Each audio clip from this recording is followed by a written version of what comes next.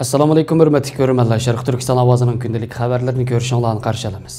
Tövəndə dehqonlar xabarlarimizning tafsiliy mazmunlarida bo'lsin.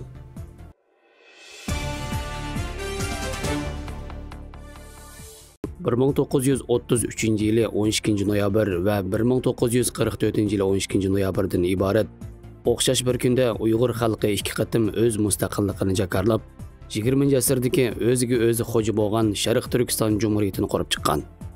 Ana shu kundan e'tiboran 12 noyabr Uyg'ur xalqining tarixidagi unutilmas sahifa bo'lib qolgan. Tarixiy ma'lumotlarga asoslanganda 1931 yili Uyg'ur xalqining 20-asrdagi keng ko'lamlik milliy ozodlik qo'zg'olonining tunji o'qlari Qo'mil tog'larida etilgan. Xo'ja Niyoz Hojim boshchiligidagi bu qo'zg'olon kengayib, Sharq Turkistonning hamma joylariga kuchli ta'sir ko'rsatishi bilan xalqning ozodlikka, mustaqillikka bo'lgan ishonchi oshgan. Natijada Xotan xalqi Muhammad Emin Bug'roning rahbarligida 1933 yili 2-oyning 13-kuni qo'zg'olon ko'tarib, shu yili 4-oyning 11-kuni Xotan hukumatini qurgan. 1932 va 1933 yili Turpan, Kucha, Aqsu, Qashqar qatorliq joylarda qo'zg'olon ko'tarilib, bu joylardagi Jinsho'rin hukmronligi ag'dirib tashlanib, hokimiyat qo'zg'olonchilar qo'liga o'tgan. Xo'ja Niyoz Hojim va Mahmud Muhitlar boshchiligidagi Qo'mil Turpan qo'zg'olonchilari Tangri tog'larining janub taraflariga kengaygan. Mana shunday sharoitdan foydalanib, Sharq Turkiston istiqlol jumhuriyatini barpo qilish uchun Sobit Tamullam bir qism qo'shinni boshlab, Xotandan Qashqarga kelib, Qashqardan Sharq Turkiston istiqlol jamiyatini qurib, jiddiy tayyorliklardan keyin 1933 yili 12 noyabr kuni Qashqar shahrida Sharq Turkiston Islom Jumhuriyatining qurilganligini jakarlagan. Sharq Turkiston Islom Jumhuriyati Uyg'urlarning jumhuriyatchilik ideya tarixidagi tunji milliy jumhuriyati, shuningdek bu sohadagi tunji tajribasi. Mazkur mustaqil hokimiyat asosiy qonuni, davlat programmasi, davlat bayrog'i, davlat girbi qatorliq davlatchilik simvollarga, yana 16 ministerlik ega bo'lib, Xo'ja Niyoz Hojim prezidentlik, Sobit Tamullam bosh ministerlik vazifasiga tayinlangan. Mazkur jumhuriyat garchi ilgir-keyin aran 3 oy mavjud bo'lib turadigan bo'lsa-mu, lekin o'zining qisqagina mavjudlik tarixida bir qator ishlarni qilgan va texmo ko'p planlarni amalga oshirishga tirishgan. Ammo mazkur yosh hokimiyat tashqi siyosat jihatdan Sovet ittifoqining aralashishi, ichki jihatdan Majongning tarafdorlari bo'lgan Tungan qatorliq kuchlarning bevosita harbiy hujumi, shundaqla murakkab ichki nizomlar sababidan ag'dirib etilgan. Birinchi jumhuriyatning ag'dirilishidagi ichki va tashqi ikki omil ichida hal qilg'ish omil yanada inqilob rahbarlarining savalliklari asosli rol o'ynagan. Bular birinchidan ichki jihatda birlik bo'lmasligi va o'zaro bir-biriga bo'ysunmaslik, ichki nizom terish.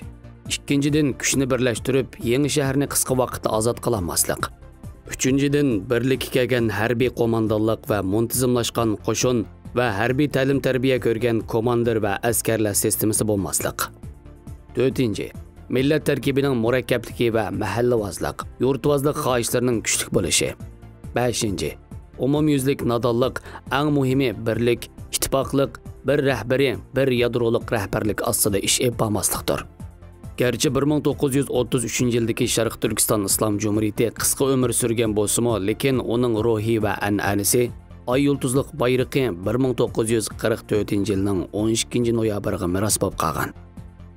Tarixiy ma'lumotlarga asoslanganda 1944 yili 8-oyda Nilqa atrofidagi Olastay tog'larida Fatih, G'ani, Akbar, Rafiq, Said, Nurum, Osman va Hamid qatorliq botirlarning boshlamchiligida qo'zg'olon portlab, milliy ozodlik inqilobi Eli tog'larida kengayishga qarab yuzlangan. Qo'mondon hukumati tomonidan atalmish 6 o'g'ri deb atalgan Uyg'ur, Qozoq va Tatardan tarkib topgan mazkur qurolliq partizan qo'mondonlarining nomi tizdan butun Eli vodisi hatto boshqa joylarga taralib, ularning qo'shini bargan siri kengayib, 7-oktyabr kuni Nilqa bozori ular tomonidan ozod qilindi. Nilqa partizanlari jiddiy harakat qilayotganda 1944 yili 4-oyda G'ulji shahrida qurilgan ozodlik tashkiloti maxfiy turda G'ulji qo'zg'olonga tayyorlik qilyotdi.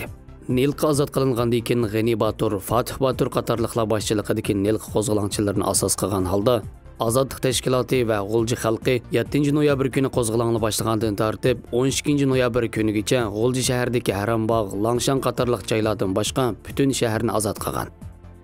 1944 yili 12 noyabr kuni Ali Xon To'ri boshchiligidagi Azadlık Teşkilatı Uyg'ur, Qozoq, Qirg'iz klubida yig'in ochib, Sharq Turkiston Jumhuriyati vaqtli hukumatining qurilganligini e'lon qilib, Sharq Turkiston Jumhuriyatining oy yulduzi ko'k bayrog'ini asgan.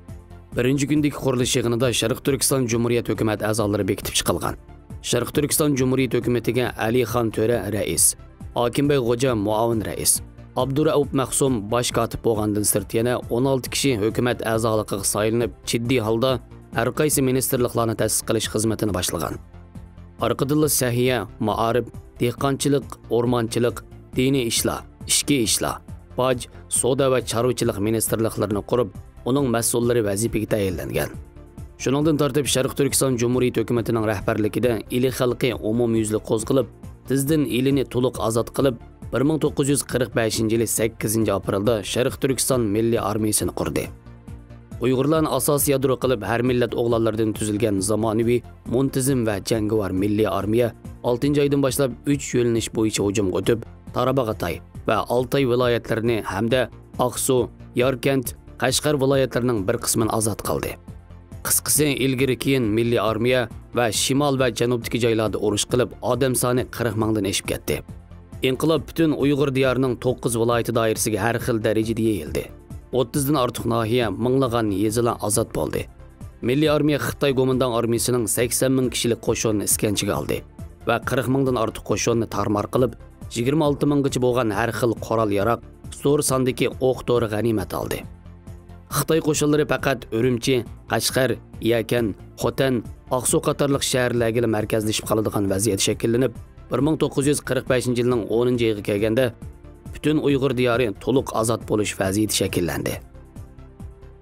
Ammo bu vaqtda dunyo vaziyati, xalqaro munosabatlarda zo'r o'zgarish yuz berib, bu inqilob mana shu dunyoviy vaziyat o'zgarishi va yangi xalqaro munosabatlar tarkibiga kirib ketdi va yo'nalishida jiddiy o'zgarish yuz berdi. 1945-yil 10-oyda boshdan oxir Sharq Turkiston Jumhuriyatini harbiy va siyosiy jihatdan qo'llab ham yordam berib kelgan Sovet ittifoqining besim ostida milliy armiya hujumni to'xtatishga majbur bo'ldi.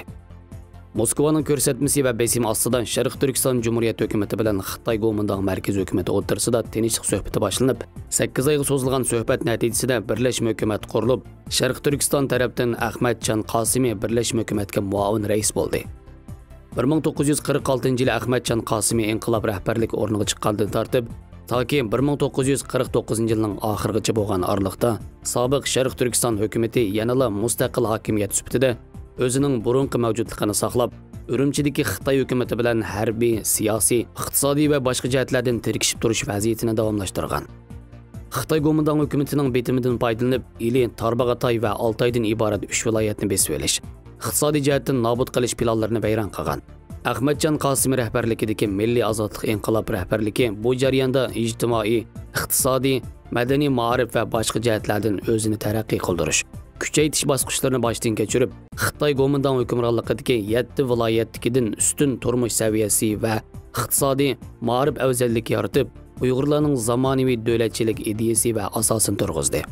Shuningdek, Uyg'urlarning o'zini o'zi idora qilgandimi yuqori saviyada idora qilish ham o'z oldiga o'z hokimiyatini har jihatdan gullantirish iqtidoriga ega ekanligini namoyon qilib, Uyg'urlarning davlatchilik roli va iqtidorini kamsituvchilarga unumli javob berdi. Sharq Turkiston Jumhuriyati hukumati 1945-yil 22-oktyabr kuni 113-sonliq hukumat a'zolari yig'inining qarori bo'yicha har yili 12-noyabrni davlat va inqilob bayrami qilib bekitgan bo'lib, Uyg'ur xalqi yaqinqi zamon tarixida o'z jumhuriyat bayrog'i ostida mustaqil, o'zini o'zi idora qilib 12-noyabr bayramini 5 yil xotirlashga muvaffaq bo'ldi. 1949-yili oktyabr oyining o'ttirlariga kelganda 5 yil asqan ay yulduzliq davlat bayrog'i ep tashlandi. Hamda dekabr oyining oxirlarida qahramon milliy armiya Xitoy ozodlik armiyasining 5-korpusi qilib o'zgartirilib, uzun o'tmay butunlay amaldan qoldirib o'tildi. Qisqasi, yarım asrdan ortiq vaqt o'tgandan keyingi bu kunlarda mazkur Sharqiy Turkiston Jumhuriyati atalg'usi Uyg'urlarning siyosiy, iqtisodiy, madaniyat va milliy kimlik ta'birlarini berishda kam bo'lsa bo'lmaydigan atalg'uga aylandi.